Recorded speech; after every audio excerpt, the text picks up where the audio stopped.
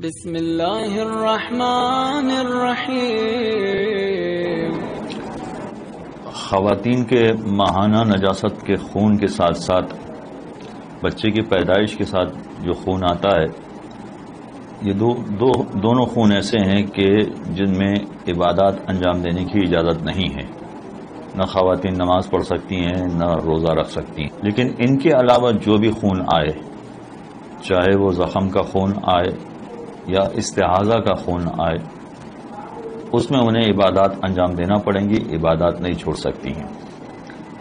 اور استحاضہ کا مسئلہ یہ ہے کہ استحاضہ کے 3 کیٹیگریز ہوتی ہیں۔ نمبر 1 استحاضہ قلیلہ، نمبر 2 استحاضہ متوسطہ،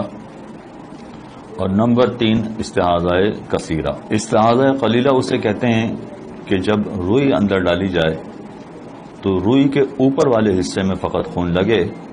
روئی کے اندر داخل نہ ہو، یہ استحاضہ قلیلہ ہوتا ہے۔ اور اس میں عورت کی ذمہ داری یہ ہوتی ہے کہ ہر نماز سے پہلے اسے ایک وضو کرنا پڑتا ہے۔ یعنی اگر فرض کیجئے کہ ظہر اور عصر کی نماز پڑھ رہی ہے تو ظہر کی نماز کے لیے الگ وضو کرے، مغرب عصر کی نماز کے لیے الگ وضو کرے، اس طرح سے مغرب کی نماز کے لیے الگ وضو کرے، عشاء کی نماز کے لیے الگ وضو کرے۔ اور ایک دوسری ذمہ داری اس کی یہ بھی ہے کہ اگر شرمگاہ کے باہر والے حصے میں خون آ گیا ہے تو ایسی صورت میں ایک ضروری ہے کہ شرمگاہ کو بھی صاف کرے،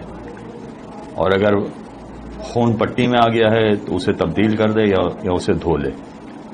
تو ہر نماز سے پہلے یہ 3 کام اسے کرنا پڑیں گے اگر استحاضہ قلیلہ والی ہے۔ نمبر 1 وضو کرنا ہر نماز سے پہلے،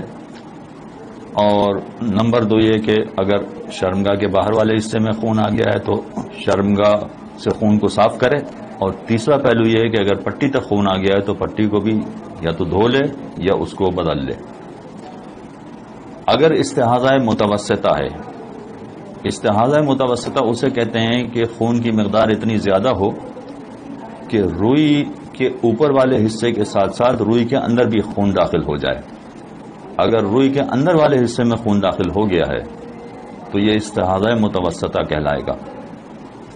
اور اس میں عورت کی وہ ذمہ داریاں تو باقی رہیں گی جو استحاضہ قلیلہ میں رہتی ہیں، یعنی ہر نماز کے لیے الگ وضو کرنا اور ساتھ ہی ساتھ شرمگاہ کو صاف کرنا اور پٹی تبدیل کرنا۔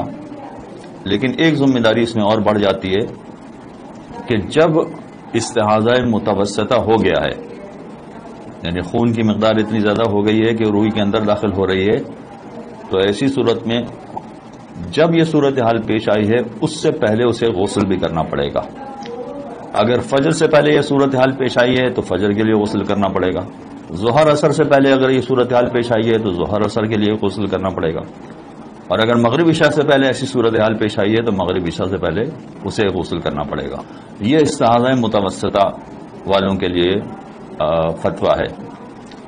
اس کے بعد استحاضہ کثیرہ۔ استحاضہ کثیرہ وہ کہلاتا ہے کہ خون کی مقدار اتنی زیادہ ہو کہ خون روئی کے اندر داخل ہونے کے بعد باقاعدہ روئی سے کراس کر کے پٹی تک خون آ جائے، اتنی زیادہ مقدار ہو کہ پٹی تک خون آ رہا ہو، اسے کہا جاتا ہے استحاضہ کثیرہ۔ تو استحاضہ کثیرہ میں جو پہلی صورتحال بتائی گئی ہے استحاضہ قلیلہ میں کہ وضو کرنا، شرمگاہ کو صاف کرنا، پٹی تبدیل کرنا، وہ تو اپنے مقام پر رہے گا، لیکن اس کے ساتھ ساتھ استحاضہ کثیرہ والی کی ذمہ داری یہ ہوگی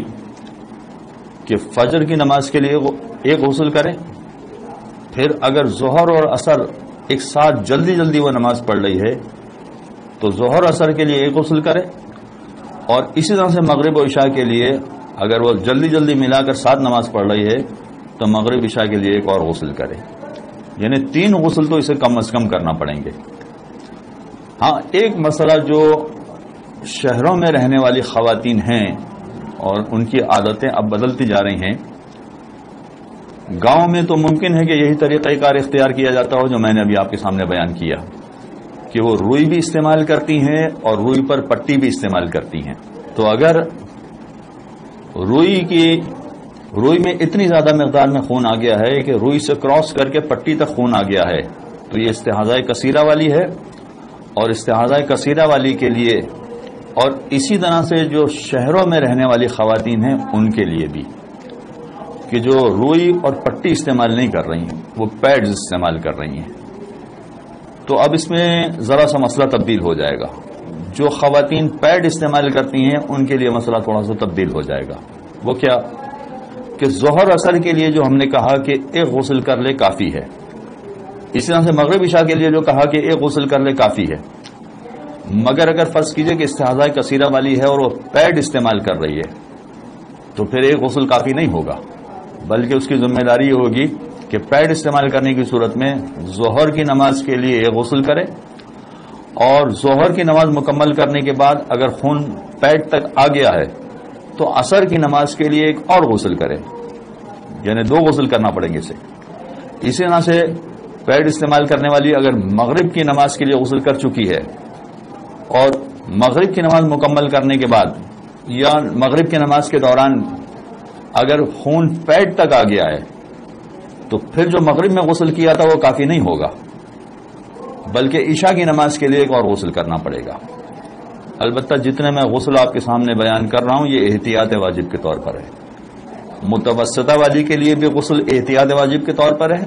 اور کثیرہ والی کے لیے بھی غسل احتیاط واجب کے طور پر ہے، اور باقی وہ سارے احکام تو ان کو انجام دینا پڑیں گے جو قلیلہ والی کے لیے تھا، کہ پٹی تبدیل کرنا، شرمگاہ کو صاف کرنا۔ اب اس میں ایک چیز اور بھی ہے، اگر دیہات والی عورت ہے تو اس کے لیے بھی یہی مسئلہ ہے کہ اگر وہ روئی اور پٹی استعمال کر رہی ہے تو فرض کیجئے کہ اس نے ظہر اور عصر کے لیے ایک غسل کر لیا، ظہر کی نماز مکمل کرنے کے بعد اگر خون روئی سے پٹی تک نہیں آیا تو جو غسل اس نے کیا تھا وہ عصر کی نماز کے لیے بھی کافی ہو جائے گا، لیکن نماز کے دوران میں یا نماز کے بعد روئی سے خون پٹی تک آ گیا تو جو غسل اس نے ظہر کے لیے کیا تھا وہ کافی نہیں ہوگا، عصر کے لیے اسے ایک اور غسل کرنا پڑے گا۔ اور اسی طرح سے مغرب عشاء کا مسئلہ ہے کہ مغرب کے لیے اس نے جو غسل کیا تھا وہ کافی ہوگا، بشرطے کہ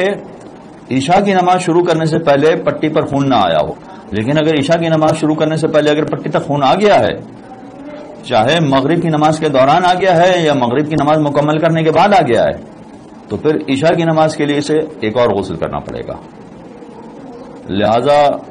جو ایک خیال عام طور پر خواتین کے ذہنوں میں ہے کہ ظہر عصر کے لیے ایک غسل کر کے جلدی جلدی نماز پڑھ لی جائے ظہر اور عصر ملا کے تو ایک غسل کافی ہو جاتا ہے، یہ غلط فہمی ہے۔ اگر خون پٹی تک آ رہا ہے یا خون پیڈ تک آ رہا ہے تو ایک غسل کافی نہیں ہوگا، بلکہ ظہر کے لیے الگ غسل کرنا پڑے گا، عصر کے لیے الگ کا، مغرب کے لیے الگ غسل کرنا پڑے گا، عشاء کے لیے الگ غسل کرنا پڑے گا۔ ہاں، اس میں استحاضہ کثیرہ میں البتہ یہ بات ہے کہ استحاضہ کثیرہ میں باقی سارے کام تو کرنا پڑیں گے، یعنی شرمگاہ کو صاف کرنا، پٹی کو تبدیل کرنا یا پٹی کو دھونا، مگر استحاضہ کثیرہ والی عورت کے لیے وضو کرنا لازمی نہیں ہے۔ جو غسل اس نے کیا ہوگا وہی کافی ہو جائے گا۔ ہاں، اگر وضو کرنا چاہے تو پھر اس کے لیے ذمہ داری اس کی یہ ہے کہ پھر وہ غسل سے پہلے وضو کر لے اور اس کے بعد غسل کرے اور اس کے بعد نماز پڑھے، فوراً غسل کے فوراً بعد نماز پڑھ لے۔ لیکن استحاضہ متوسطہ والی ہے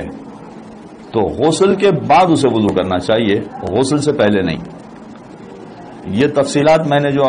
ابھی استحاضہ کے بارے میں آپ کے سامنے بیان کی ہیں، ہو سکتا ہے کہ میں نے تو اپنی جانب سے بہت لمبی گفتگو آپ کے سامنے بیان کر دی، لیکن ہو سکتا ہے کہ اس کے علاوہ بہت سارے مسائل جو کتابوں میں بھی لکھے ہیں، خود مجتہدین نے اپنی کتابوں میں لکھے ہیں، اس کے علاوہ بھی بہت سارے مسائل پیش آ رہے ہوں گے یا ذہنوں میں سوال کھڑے ہو رہے ہوں گے، تو پھر اس سلسلے میں گزارش یہی ہے کہ اپنے علاقے کے علماء یا معلمات سے زیادہ تفصیل معلوم کر لی جائے، یا یہاں قرآن و فطرت اکیڈمی میں فون کر دیا جائے تو انشاءاللہ مزید تفصیلات بھی آپ کے سامنے بیان کی جائیں گی یا سمجھا دی جائیں گی۔ وصلی اللہ علی محمد وآلہ الطاہرین۔ اللهم صل على محمد وآل محمد۔